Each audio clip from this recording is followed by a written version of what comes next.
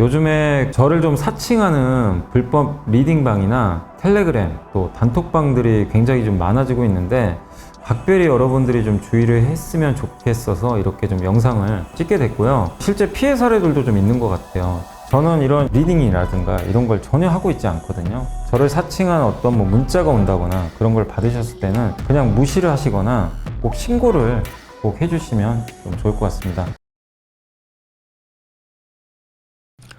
자, 이번에 이제 함께 배우기 그 조선조 파트 5번째 시간이고 벌써 5번째 시간이네요.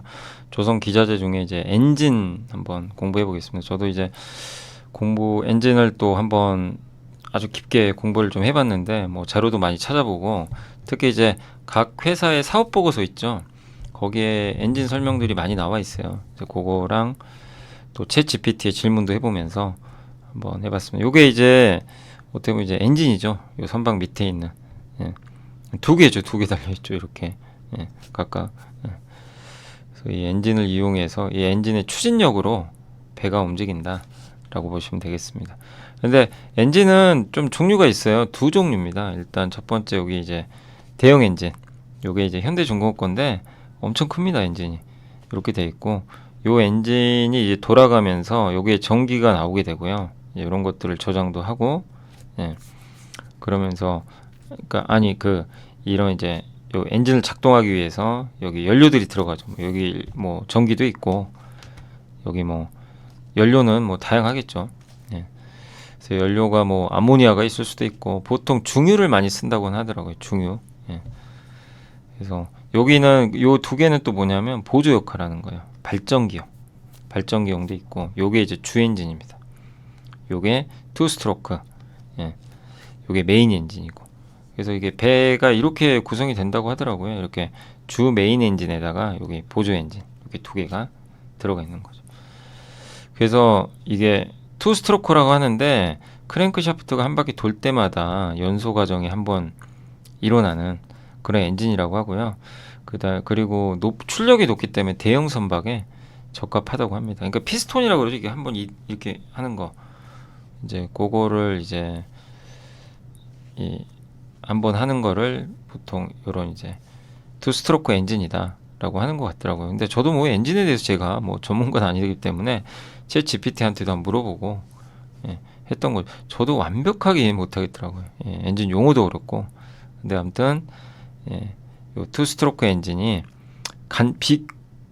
구조도 되게 좀 간단하고 유지 보수가 좀 용이하다고 합니다. 그러니까 한마디로 이 크랭크 샤프트가 한 바퀴 돌 때 요게 연소 과정이 발생한다. 요게 대형 엔진에 들어간다 보시면 되겠고, 그리고 이 어쨌든 저속 엔진이래요. 대형 엔진에 들어가는 건 선박 가격의 한 10% 정도 차지하고 있고 선박과 엔진의 수명은 25년 정도로 동일하다고 합니다. 그러니까 선박과 엔진은 거의 같이 간다. 이렇게 보시면 돼요. 그래서 근데 이 대형 엔진은 좀 독특한 게 뭐냐면 엔진 라이센스가 있어요. 엔진 기술을 부여한 회사가 두 개 있습니다. 덴마크의 만 ES, 스위스의 윈 GD 이 두 개 회사한테 로열티 줘야 돼요. 라이센스 받아가지고 그걸로 만드는 거예요. 그래서 엔진은 누가 만드냐? 현대중공업, 하나엔진, STX중공업 이 세 개 회사가 거의 전 세계 엔진의 50%를 이 세 개 회사가 담당을 하고 있다고 합니다. 또 중국하고도 경쟁은 있습니다. 중국 회사들은 이제 중국 자국 거 하고 있는 거고요. 요게 이제 만 ES의 라이센스를 받은 엔진이고 윈 GD 각각 이제 라이센스 받아가지고 이 두 개가 이제 이걸 기반으로 그냥 만드는 거예요. 엔진. 그게 이제 대형 엔진의 좀 특징 중에 하나다라고 보시면 되겠고, 아까 보여드린 또 중형 엔진은 포스트로크예요. 이거는 아까 크랭크 샤프트가 한 번 돌면 한 번 돌 때 연소가 한번 일어난다 그랬죠. 그거를 투 스트로크. 요거는 두 바퀴 돌 때. 그럼 요거는 포스트로크라고 합니다. 그래서 연소 과정이 더 제어될 수 있어서 연료 효율은 또 좋다고 합니다. 그래서 4개의 단계를 또 거치게 되고 완전 연소를 도모하니까 좀 더 깨끗하대요. 다양한 크기와 출력으로 시작돼서 보통 중형 선박, 발전기 이런 데 쓰이는 것 같고요. 다만 이제 메커니즘이 좀 복잡하죠. 이건 이제 4번이니까 포스트로크니까 유지 보수가 좀 까다롭다는 단점이 있습니다. 그래서 이렇게 돼 있고요. 어쨌든 이거는 이제 주 엔진이라기보다는 좀 발전기용 아니면 중형 엔진, 그러니까 중형 그 선박 같은 데 들어가는 그런 엔진이다 라고 보시면 되겠고, 여기는 어쨌든 이제 엔진 라이센스 업체에 의존한다기보다는 각자 좀 경쟁 체제예요. 그러니까 대형 엔진은 만이나 윈지디 걸 이제 받아다 쓰는 거죠. 그래서 만드는 건 우리가 만들지만, 근데 여기는 이제 그 중소형 선박, 군함, 해저시, 이스턴 이런 데 들어가는데, 엔진 라이센스 업체인 만 ES가 자기가 직접 만들기도 해요. 중형 엔진을. 일본의 얀마, 뭐 다이아시오, 가와사키, 미국의 캐터필러, 현대중공업 이런 회사들도 자체 라이센스도 갖고 있어요. 현대중공업이 갖고 있는 그 이름이 힘센 엔진, 그것도 이제 자체 그걸 갖고 있죠. 중형은 뭐 어떤 이제 특정 회사가 기술을 독점하는 게 아니에요. 대형 엔진은 아까 아셨죠? 두 개 회사가 독점하죠. 그걸 기반으로 만드는 게 대형. 근데 그 시장이 더 크죠, 당연히. 근데 중형은 좀 난립해 있다. 경쟁이 치열하다. 누가 독점하는 것도 아니고. 예, 현대중공업도 자체 그냥 기술을 갖고 있고. 예, 약간 이런 이제 시장이 좀 다르다는 거 염두에 두시면 좋겠습니다. 요건 이제 그때 한번 우리가 배웠던 건데 이중 연료. 근데 엔진은 여러 종류가 있지만 연료를 두 개를 동시에 쓸 수 있는 이중 연료가 대세예요, 사실은. 그래서 LNG 연료 추진선은 LNG를 주 연료로 써요. 탄소 배출이 적겠죠. 대신에 중유도 같이 써요. 그래서 하나만 쓰지 않아요. 그러니까 하이브리드 그러니까 자동차는 똑같은 거예요. 하이브리드처럼 어떨 때는 그 전기 모터로 갔다가 어떨 때는 휘발유로 가고, 이게 하이브리드죠. 비슷한 개념입니다. 그러니까 선박의 하이브리드 선박이라고 보시면 좋을 것 같고, LNG를 쓰다가 중유 쓰기도 하고. 중유를 왜 안 쓰려고 하냐면 자꾸 비중을, 저게 그 온실가스가 많이 나오잖아요. 근데 LNG를 연료로 쓰면 황산화물, 질소산화물 이런 것들이 적게 나와요. 네.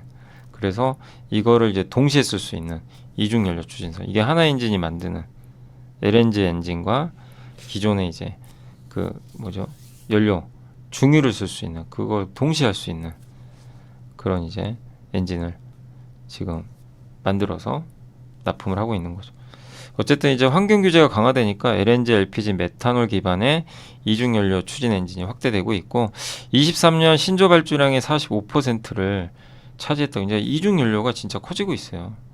왜냐, 선박 규제 이제 들어가니까 선주 입장에서도 25년 이상 타야 되는 건데, 지금 옛날 거 그냥 그 환경에 문제 생기는 거 발주해서 뭐 하겠습니까? 나중에 쓰다가 개조해야 되거든요. 또 개조 비용도 들어가죠. 그래서 일단은 이쪽 비중은 높아지고 있고, 이거 엔진 업체들한테 좋죠. 왜? 이게 더 비싸거든요. 그리고 컨테이너선과 자동차 운반선은 80%가 메탄올 엔진 쓴대요. 메탄올을 연료로. 친환경적이죠. 또 암모니아 추진 엔진. 암모니아는 탄소 배출이 없어요. 그래서 가장 친환경적인데 이 엔진도 개발을 지금 하고 있습니다. 한마디로 연료가 바뀌어요. 휘발유 쓰다가 갑자기 지금 뭐 메탄올 쓰고 이런 느낌이죠. 자동차에. 아니면 암모니아 쓰고, 그럼 엔진도 바뀌는 거죠. 그죠? 예. 그래서 엔진 시장은 커질 수밖에 없는. 왜냐면 이런 것들은 또 단가가 비싸니까 그런 거고. 그래서 엔진 산업의 좀 특징을 말씀드리면, 요게 이제 예전에 메리츠증권에 있던 자료를 제가 한번 찾아봤거든요. 근데 선박 계약 시 선주에게 엔진 스펙을 먼저 제시하고 계약을 그러니까 현대중공업이 예를 들면요, 그 어디 HMM에 딱 가요. 그래서 야 너네 컨테이너선 뭐 할 거지? 이거 하는 거지? 그러면 내가 이 엔진 스펙 요렇게 해줄 테니까 오케이? 예. 여기 동의하면 이제 엔진 스펙 이대로 만들어주면 돼요. 그러면 그 업체를 또 찾아갑니다. 이 엔진을 만들어줄 수 있는 이 스펙을.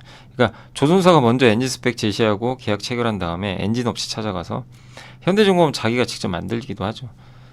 근데 어쨌든 그리고 엔진 계약을 또 따로 체결하고. 근데 선박 엔진의 리드 타임 만들고 납품하는데 엄청 오래 걸려요. 2년 걸려요.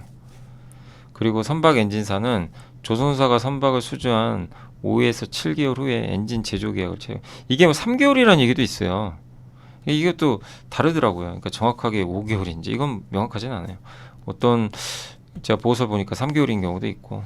근데 통상 5에서 7개월 후에 제조 계약을 체결하고, 그 다음에 25에서 34개월 기간 동안 엔진을 제조하고, 보통 한 2년 정도 걸린다. 그 선박 인도되기 전에 한 5에서 7개월 전에 납품을 한다고 합니다. 그래서 그때 납품을 하게 되고 그때 매출을 인식을 해요. 근데 선박 엔진 가격은 요건 좀 특징 알아주세요. 선박 가격에 후행해요. 후행한다고 합니다. 선박이 왜냐하면 인도되기 5개월 전에 선박 엔진을 공급할 때 엔진 가격을 인식한대요. 그러니까 무슨 얘기냐면 선박이 인도되잖아요. 예. 선박 인도 5개월 전에 엔진을 납품하죠. 자, 2024년 10월까지 선박을 HMM에 줘야 되는데 지금이 지금이 한 4월이니까 5월 달에는 이제 엔진 업체가 예를 들면 현대중공업한테 엔진을 줘야 돼요. 이제 선박 인도까지 5개월 남았으니까 5월이면 그러면 이제 납품을 할 때 이제 이걸 줄 때 그때 엔진 가격을 인식한다고 합니다. 네. 그러니까 이 선박은 언제 수주한 거예요? 2년 전에 수주한 거죠. 그죠? 2년 전에 수주한 거를 이제 인식을 하는 거예요. 이제서야 가격을, 엔진 가격을. 2년 전에 이제 그 선박 가격이 그때가 신조선가가 그거잖아요. 예, 수주한 가격이니까.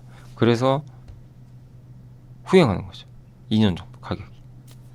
예, 그런 이제 좀 특징이 있다고 생각하시면 될 것 같아요. 그래서 하나 엔진 같은 경우 이 저속 엔진이 2년 전 그 클락선 신조선가 지수와 상관관계가 89%래요. 거의 같다고 보시면 돼요. 신조선가가 이렇게 먼저 튀는데 선박 이게 엔진 가격 안 오르죠. 안 올라요. 언제 올라요? 22년, 2년 후에. 23년인가 22년. 예.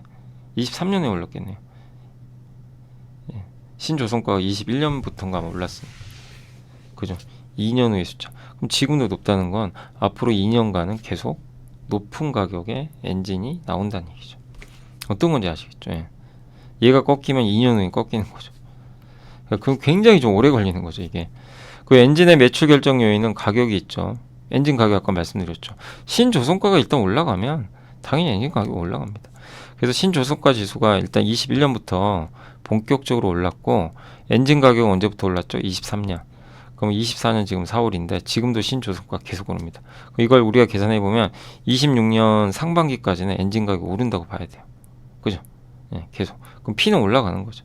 그리고 친환경 이중연료 추진 엔진. 이거를 이제 수주가 많으니까 이건 또 비쌉니다. 이중연료 추진 엔진 점유율은 이제 점점 늘어나요. 그럼 어떻게 될까요? P는 걱정할 이유가 별로 없는 거죠. 가격은. 엔진 가격은. 이게 신조선가 추이고 신조선가 최근 추이입니다. 최근에도 또 올라갑니다. 이렇게. 이거는 이제 과거 전체를 나타낸 거고 역대급이죠. 신조선가. 최근에 23년도만 보면 계속 오르고 있죠. 물량은요. 수주를 많이 하면 되죠. 특히 친환경 연료 사용하는 선박 수요가 많으면 더 좋죠. 그래서 에너지 운송 수요도 늘고 가스선 발주가 느는데 또 노후 선박 많으면 교체해야 되죠. 또 친환경 선박으로 의무적으로 교체해야 돼요. 탄소 배출 나오면 안 되니까. 그래서 글로벌 선박 수주 잔고 추인데 이렇게 이제 정말 오랜만에 증가하고 있는데 아직 과거만큼 못 갔어요. 더 늘어날 여지는 있는 것 같습니다. 하나 엔진의 4대 고객사인데 이게 수주 잔고라고 합니다. 여기가. 하나 엔진에 늘어나고 있죠. 그러니까 물량도 느는 거죠. 그래서 여기까지 이제 엔진 업체들 한번 간단하게 설명. 그러니까 엔진은 여기 다고요. 사실 엔진이라는 게 뭐 이렇게 반드시 그러니까 엔진의 특징은 근데 모든 선박이 다 들어가요. 엔진이 안 들어간 선박은 없습니다. 그죠? 그게 또 엔진 회사의 매력이죠. 뭘 만들든 엔진은 들어가야 되니까. 뭐 종류는 다양하지만. 그래서 그리고 엔진 만드는 업체도 정해져 있고 진입장벽도 있는 것 같고요. 그리고 특징은 너무 오래 걸려요. 만드는 게 오래 걸리고 그 다음에 매출 인식도 오래 걸리니까 이거 좀 긴 호흡으로 봐야 되는 또 사이클이니까 그게 또 투자하기는 또 만만치 않은데 근데 결국엔 이거예요. 엔진 가격이 오르는 거, 엔진 가격 신조선가 보면 되고 앞으로 배가 많이 발주가 되면 되죠. 근데 발주되는 환경이죠. 앞으로 이 탄소 배출 규제에 들어가야 되니까 이런 것 때문에 발주는 이제 노후화된 선박 교체 수요 이런 것까지 남아 있는데 그건 아직 제대로 반영도 안 됐잖아요. 그런 걸 본다면 이 엔진은 충분히 좀 매력적인 사업 구조를 갖고 있다 이렇게 판단을 합니다. 자, 그래서 이제 기업 몇 개만 소개해 드릴게요. 엔진 회사는 그렇게 많지는 않은데 일단 하나 엔진이 가장 대표적이죠. 엔진 거의 순수 업체 중에 하나고 저속 엔진 시장 2위입니다. 1위가 현대중공업이고요. 그 다음에 세계 최초로 선박용 이중 연료, 아까 말씀드린 연료를 2개 쓸 수 있는 거. 탈질 시스템도 있어요. 친환경 탈질 시스템. 이게 이게 뭐죠? 질산화물인가요? 그거를 배출해야 되거든요. 그것도 많이 나오면 안 돼요. 그런 걸 이제 탈질 설비라고 하는데, 그 SCR이라고 합니다, 보통. 요것도 이제 독자 기술로 갖고 있고, 평균 가동률 되게 높은 편이고, 그 다음에 26년까지 이제 신증설과 개보수 투자가 1275억 정도 예정돼 있고요. 수주잔고가 매출이 한 3배나 돼요. 3년치 일감 확보된 거죠. 그리고 하나 임팩트로 올해 2월에 하나그룹에 편입이 됐습니다. 그 주요 고객사는 하나오션과 삼성이고, 그 다음에 중국 업체요 2개. 가 주요 고객사다. 그래서 중국이 발주 많이 하면 또 수혜 받는 거죠. 고객사 내 점유율은 하나 쪽은 이제 아마 하나 엔진이 100% 다 하는 것 같고요. 삼성중공업은 80% 정도 담당해주고 있고, 중국은 한 20% 정도 물량을 담당하고 있다 아시면 되겠고, LNG 운반선 비중이 확실히 좀 높은 편이고 53%, 컨테이너선이 한 38% 정도. 그러니까 선종별로 엔진 수주 비중은 이렇게 LNG가 확실히 좀 많다 보시면 되겠고, 요거 이제 2023년 경영 성과인데 매출액 증가했고요. 신규 수준 조금 감소했어요. 그러나 여기 보시면 이중 연료 있죠. 요거는 오히려 비중이 95%까지. 한마디로 이 회사는요, 이중 연료 추진 선박을 거의 다 수주하고 있는 거죠. 엔진은. 이게 더 수익성은 좋은 편이죠. 그게 이제 특징적이라서 비중이 절대적이다. 그러니까 지금 이중 연료 추진 선박에 대한 수요는 계속 늘거든요. 그 수혜는 좀 받을 것 같고, 이 신규 수주는 그렇고, 수주 잔고는 어쨌든 늘어났습니다. 전년 말 대비해선 조금 늘어났다라고 보시면 되겠고, 순차입금도 많이 줄었고요.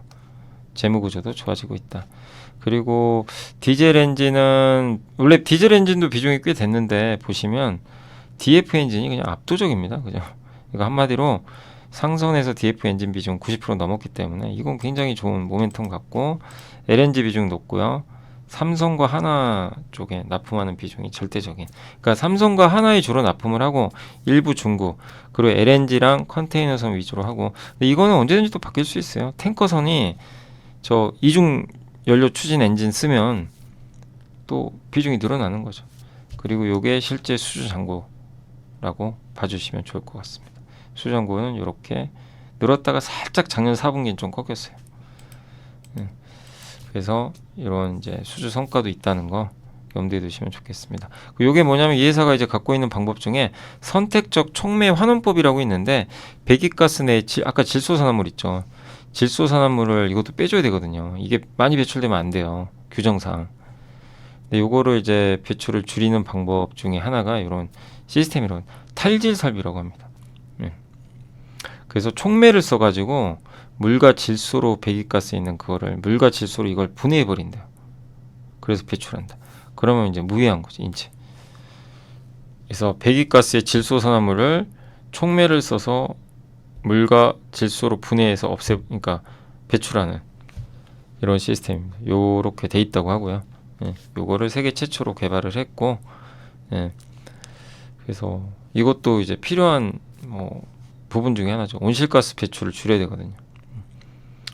그래서 선박 엔진과 패키지 수주도 가능하다라고 알려져 있으니까, 이게 뭐 이게 주력은 아니고요. 주력은 어쨌든 저속 엔진 대형, 그게 당연히 주력이죠.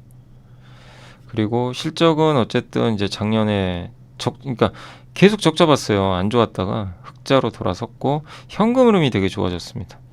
그죠? 이게 좀 매력 있고 특징적이고, 그리고 저속 엔진 공급 가격은 내년에 20%, 아까 보셨죠? 수주 가격이 점점 올라가니까 신조선가가 20%더 오를 것 같고, 납품 수량도 23년 대비해서 88.8% 증가한 82척 정도를 내년에 납품하지 않을까.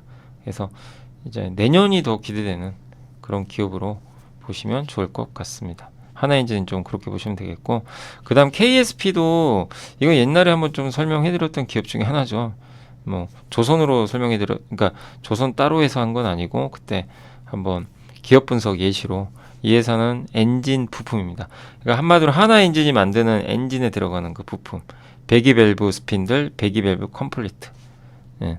그래서 배기밸브 스핀들은 엔진이 이렇게 피스톤 운동에서 움직이잖아요. 그때 유체나 기체에 대한 유출입을 제어하고 그리고 배기밸브 컴플리트는 저 스핀들과 이 주물로 만들어진 배기밸브 하우징이 있는데 이걸 조립해서 만드는 최종 제품이래요.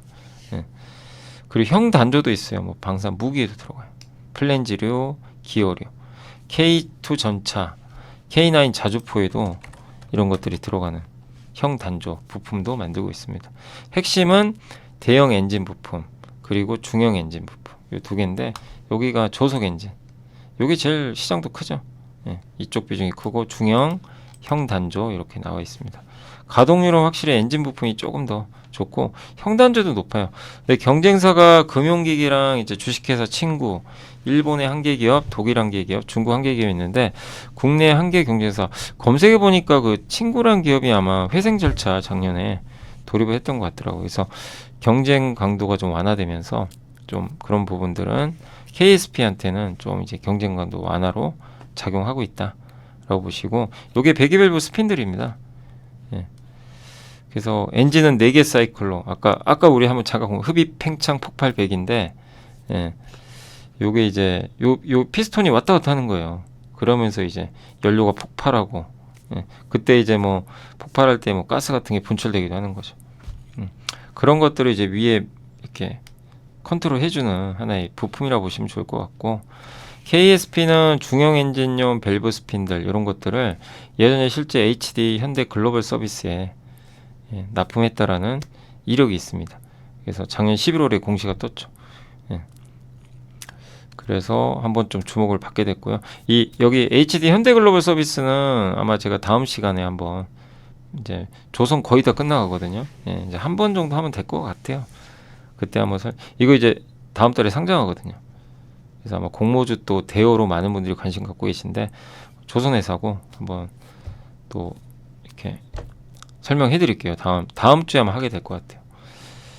그래서 KSP가 이런 이제 엔진용 부품이나 이런 것들을 여기에 납품했던 이력도 있고 이게 배기밸브 스핀들입니다. 이렇게 여기 보라색 여기 실제 모형입니다. 저게 이제 엔진의 핵심 부품이고 여기에 공급을 했다. 그런 내용입니다. 투자 포인트는 어쨌든 이제 배기밸브 스핀들이 어쨌든 이제 팽창과 폭발이 이루어지니까 쉽게 마모가 되니까 부식에 강한 소재가 좀 필요하대요. 그래서 고온에 노출되니까 그래서 아무나 할 수 있는 건 아니에요. 그리고 웬만한 이제 엔진사에 대부분 공급하고 있습니다. 현대중공업, HST 여기는 하나 엔진이에요. 이름이 바뀌었죠. 하나 엔진, STX 중공업 이런데 이제 엔진 밸브를 납품을 하고 있고 HD 한국조선해양이 저 STX 중공업 인수해 버렸거든요. 이제 아마 인수 절차가 다 진행됐는지는 제가 확인을 못 해봤는데 아무튼 이제 STX 중공업을 인수하기로 했죠. 이렇게 되면 또 이 부분도 좀 긍정적으로 작용하지 않겠냐 이렇게 보고 있는 것 같습니다. 또 폴란드에 수출한 이런 이제 우리나라 무기들 거기에도 단조 부품 공급을 단독으로 하고 있기 때문에 긍정적이고 국내 유일의 또 대형 설비도 갖고 있고 방산 부품은 또 마진도 좋다고 하네요. 예. 여기 현 단조 부품입니다. 여기 방산 이런 거 이런 게 탱크 같은 데 이제 들어가는 거죠. 전차 건설 장비도 들어가고요. 마치 그 태웅 같지 않으세요? 태웅의 그 베어링 같은 거에 그런 태웅이 만드는 그 플랜지류 뭐 이렇게 동그랗게 생긴 거 뭐 그런 것들 그거랑 약간 비슷한 부품이죠. 근데 이 회사는 뭐 풍력은 아니고 여기 선박이나 건설 장비나 방산 쪽에 들어가는 이런 것들을 만든다. 매출 비중은 아주 크진 않지만 이제 마진이 괜찮다라고 보시면 좋겠어요. 그래서 실제로 근데 KSP는 주가 많이 올랐어요. 이제 저도 예전에 한번 분석해드렸지만 주가는 상대적으로 좀 많이 올랐으니까 뭐 지금은 조금 일단 좀 지켜만 보시면 좋을 것 같습니다. 어떤 회사인지 아시겠죠? 엔진에 들어가는 요 배기밸브 스핀들 이렇게 보시면 좋겠습니다. 그래서 여기 K2 전차 있죠? 이런 데 들어가는 거죠. 그래서 주가 결정하는 건 선박 수주가 늘거나 현대중공업, STX 중공업, 하나엔진 수주가 증가하면 그러니까 엔진가 같이 갈 수밖에 없어요. 거기에 방산 그 모든 게 잘 맞아떨어지는 기업 중에 하나죠. 그리고 그래서 실제 실적 보세요. 실적이 좋죠. 현금 흐름은 그동안 좀 안 좋았는데 투자가 좀 많다 보니까 이번에 드디어 돌아섰고, 수주잔고 뭐 그냥 주가 올라가는 게 어떻게 보면 맞는 거죠. 매출, 이익, 현금 흐름, 예. 다 이렇게 잘 나왔다라고 보시면 되겠습니다. 자, 그리고 케이프란 기업은 처음 들어보셨죠? 케이프가 케이프 투자증권도 있어요. 맞아요. 그 회사 지분도 갖고 있어요. 자회사 통해서 케이프 인베스트먼트 통해서 케이프 투자증권. 근데 어쨌든 핵심은 저속 엔진용 실린더 라이너를 만듭니다. 그래서 일괄 생산 체계를 구축을 했고요. 주요 고객사, 이거 비슷하죠. 아까 여기 KPF, 아니 여기 KPF랑 좀 비슷하죠. 예, KSP랑. 예. 그래서 국내 3대 엔진 제조사에 공급하고 있고, 중국, 일본, 유럽에도 갑니다. 근데 배당을 많이 줘요. 왜냐하면 증권사를 갖고 있거든요. 그래서 배당을 이렇게 주고, 작년에 그렇게 PF 문제 있었는데도 증권사 전체적으로 그래도 배당 수익률이 높았어요. 예. 그래서 그게 좀 약간 독특한 기업이죠. 실린더 라이너는 선박의 추진력을 이렇게 생겼어요. 이렇게 엄청 커요. 동그랗게. 예. 요게 실린더 라이너입니다. 큰 이렇게 알루미늄 통처럼 이렇게 탁 서 있습니다. 예. 대형 선박의 추진력을 생산하는 주기관 엔진이라고, 엔진에 여기 있죠. 요 모습입니다. 그래서 선박의 엔진이 흡입, 압축, 폭발, 배기 이런 과정을 거칠 때 피스톤이 왕복 운동하잖아요. 그 피스톤이 왔다 갔다 하죠. 그 왔다 갔다 하는 통로예요, 통로. 그 안에 있는 통로. 그러니까 실린더 라이너를 통해서 왔다 갔다 하는 거죠. 이렇게. 네, 그 통로라고 보시면 좋을 것 같습니다. 요게 이제 실린더 라이너. 요 안에 들어가 있는, 거기서 이제 피스톤이 운동하는 거죠. 근데 이제 마모가 된대요. 왕복 운동을 하니까. 그래서 교체를 해줘야 되고, 교환 주기가 5에서 7년. 보통 엔진이 25년 쓰죠. 선박 엔진이. 그러니까 교체 주기가 짧다는 것도 장점일 수 있어요. 왜? 자주 갈아줘야 되니까. 선박 하나당 한 4번은 써야 되는 거죠. 4번 교체해야 되는 거죠. 최소 4번 정도. 그리고 요런 데 들어간다고 합니다. 큰 엔진에. 예. 요걸 만드는 회사예요. 그래서, 그리고 구형 엔진이, 그러니까 엔진이 단종됐어도 선박이 폐선할 때까지 부품의 수요가 발생한다고 합니다. 교체 수요가 있어요, 또. 그러니까 약간 엔진은 일단 만들어서 납품하면 끝이잖아요. 그죠? 그걸 끝. 그죠? 25년 동안 선박의 운명이 닿을 때까지 같이 가는 건데, 근데 여기 실린더 라이너는 여러 번 교체를 해줘야 되죠. 그래서 이제 부품의 교체 수요가 있다는 게 또 하나의 특징이다 라고 보시면 좋겠고, 실린더 라이너의 47.4%가 신조선용, 그러니까 시장이 두 개예요. 처음 들어갈 때, 배를 처음 만들 때 신조선에 그게 47.4, 교체형이 52.6 이렇게 나요. 그래서 상당히 교체형 시장 안정적이죠. 선박 발주랑 상관없잖아요.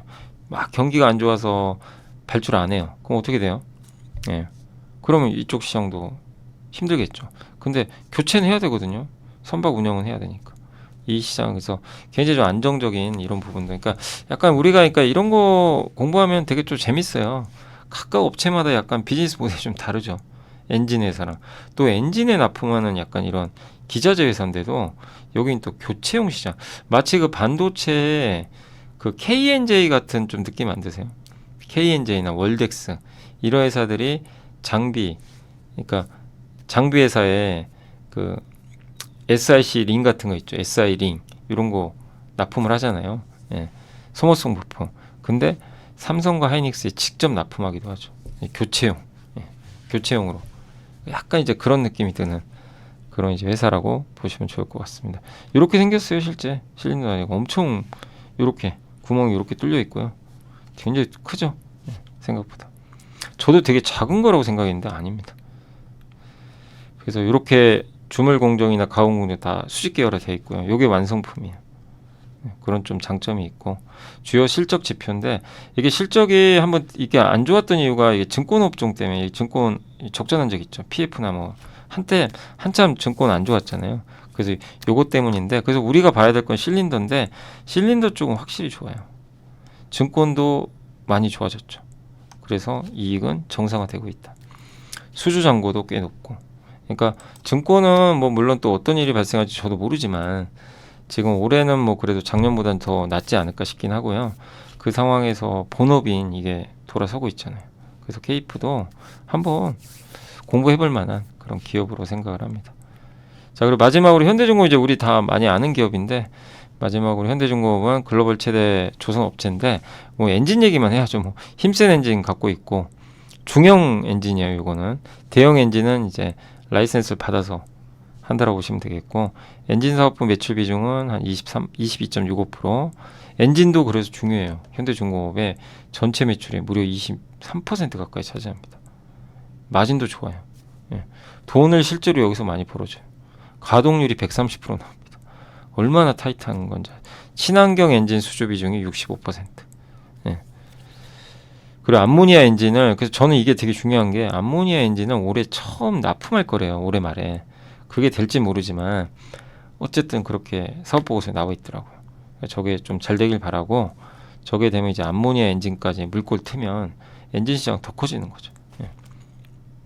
그 엔진은 캐시카우입니다. 예. 실제로 이 매출 비중은 조선이 크지만 영업이익 비중은요 엔진이 조선과 거의 똑같아요. 왜냐면 조선 쪽이 아직은 돈을 많이 못 받아 보니까 이익 비중은 거의 대등해요. 근데 이제 앞으로 엔진보다는 조선 비중이 더 늘긴 하겠죠.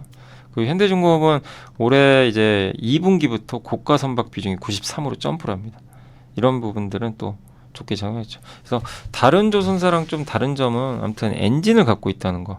이게 현대중공업의 또 다른 회사랑 다른 차별화된 매력이다라고 보시면 좋을 것 같습니다. 자, 그래서 이제 조선주 거의 기자재 거의 다 끝났고 이제 몇 개 안 남았어요. 사실 이제 조선 기자재 거의 다 했고 아까 말씀드린 HD 현대글로벌서비스 이제 상장 앞두고 있는데 뭐 그런 기업도 있고 아무튼 좀 몇 개 또 추려가지고 이제 조선 또 산업 특징 뭐 이런 것까지 해서 마무리를 한번 줘보도록 조만간 하겠습니다. 그래서 조선주도 이제 거의 다 우리 공부 끝났고 너무 어렵지는 않으시죠? 예.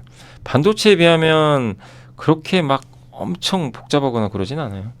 물론 정말 중요한 사업이지만 예. 자, 그래서 오늘 함께 배우기 여기서 마무리하도록 하겠고요. 좀 지난주 너무 고생하셨고요. 힘든 장. 일단 다음 주엔 좀 좋은 결과 있으길 바라겠고 저의 조선 공부가 여러분들한테 좀 도움이 됐으면 하는 바람을 갖고 오늘 방송은 마무리하겠습니다. 감사합니다.